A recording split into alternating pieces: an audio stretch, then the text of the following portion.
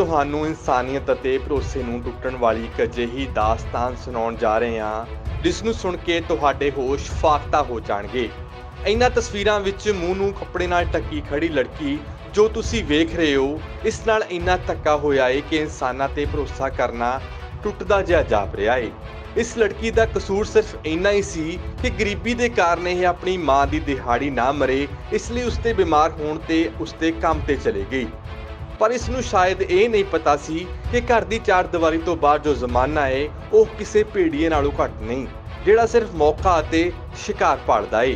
ਕਿ ਇਸ ਲੜਕੀ ਦੀ ਮਾਂ ਮੁਹੰਮਦ ਮੁਕਤਜ਼ੀਰ ਦੇ ਗੋਦਾਮ 'ਚ ਕੰਮ ਕਰਦੀ ਸੀ ਅਤੇ ਇੱਕ ਦਿਨ ਉਸਦੀ ਤਬੀਅਤ ਖਰਾਬ ਹੋਣ ਤੋਂ ਬਾਅਦ ਉਸਨੇ ਆਪਣੀ ਥਾਂ ਆਪਣੀ ਲੜਕੀ ਨੂੰ ਕੰਮ ਤੇ ਭੇਜ ਦਿੱਤਾ। ਪਰ ਸ਼ਾਇਦ ਇਸ ਵਿਚਾਰੀ ਮਾਂ ਨੂੰ ਇਹ ਨਹੀਂ ਪਤਾ ਸੀ ਕਿ ਇੱਕ ਦਿਹਾੜੀ ਨੂੰ ਬਚਾਉਣ ਖਾਤਰ ਉਸਦੀ ਧੀ ਨਾਲ ਕੀ ਹੋਣ ਵਾਲਾ ਹੈ। ਲੁਧਿਆਣਾ ਦੇ ਟਿੱਬਾ ਰੋਡ ਤੇ ਅਜਿਹਾ ਮਾਮਲਾ ਸਾਹਮਣੇ ਆਇਆ ਹੈ ਜਿੱਥੇ ਮੁਲਜ਼ਮ ਤੇ ਇਲਜ਼ਾਮ ਲੱਗੇ ਨੇ ਕਿ ਉਸਨੇ ਪੀੜਤ ਨੂੰ ਆਪਣੀ ਕਾਰ 'ਚ ਬਿਠਾ ਕੇ ਕੋਰੋਨਾ ਦੇ ਡਰ ਤੋਂ ਜ਼ਹਿਰੀਲਾ ਮਾਸਕ ਪਵਾ ਦਿੱਤਾ, ਜਿਸ ਨਾਲ ਲੜਕੀ ਬੇਹੋਸ਼ ਹੋ ਗਈ ਅਤੇ ਜਦੋਂ ਲੜਕੀ ਨੂੰ ਹੋਸ਼ ਆਇਆ ਤਾਂ ਉਸਦੀ ਇੱਜ਼ਤ ਨਾਲ ਖਿਲਵਾड़ हो चुका सी। जी उस दिन मेरी मम्मी नहीं गई थी, इसलिए मैं चली गई थी वहाँ पर काम करने के लिए। तो उसकी भी वो बोलने लगे कि आज हमारे काम नहीं है, आज आप अपने घर जाओ। तो उनकी बीवी बोलने लगी कि बेटी अकेली किस तरह घर जाएगी, आप इसे इसके घर छोड़ के आओ। जब मैं बाहर निकली तो उनकी आंखों में इशारे चल रहे थे दोनों के, मियाँ बीवी के। तो वो बोलने लगा चल कार में बैठ जा। जी उसका नाम मसरूफ़ा, बोलने लगे कार में बैठ जा। जो मुझे कार में ले गया था मेरा फूफा, उसका नाम है मुंतज़िर। तो मैं कार में जब बैठ गई तो उसने कार की डिग्गी में से मुझे मास्क निकाल कर दिया। मैंने वो मास्क लगा लिया और मैं बेहोश हो गई।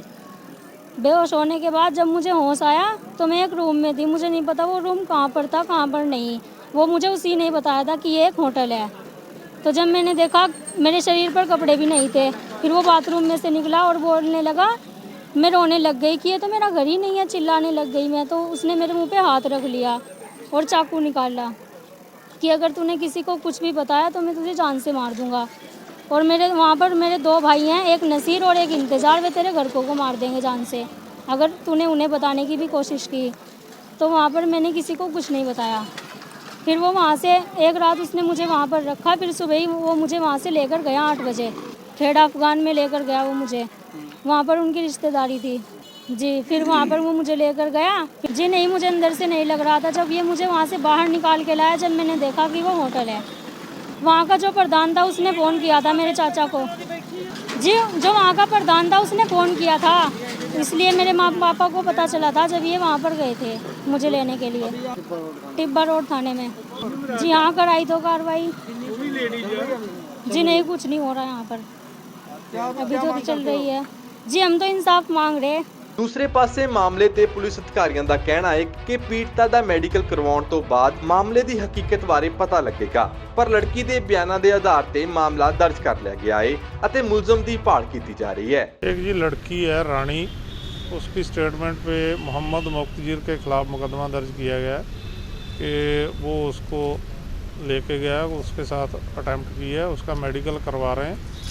आज अगर वो आती है तो मेडिकल करवा के अगर उसमें रेप कन्फर्म होता है तो उसके खिलाफ जो रेप का भी जुर्म है वो ऐड किया जाएगा। वो सारा अभी दोषी को भी पकड़ेंगे ना, उसके बाद इन्वेस्टिगेशन में सारा क्लियर हो जाएगा। उसने जो स्टेटमेंट लिखवाई उसके आधार पे केस रजिस्टर्ड कर लिया है। लड़की 16 साल के करीब है, उसका अभी वो वेरीफाई कर रहे हैं कि एग्जैक्ट एज कितनी है, क्योंकि उसका अभी एज प्रूफ उन्होंने दिया नहीं।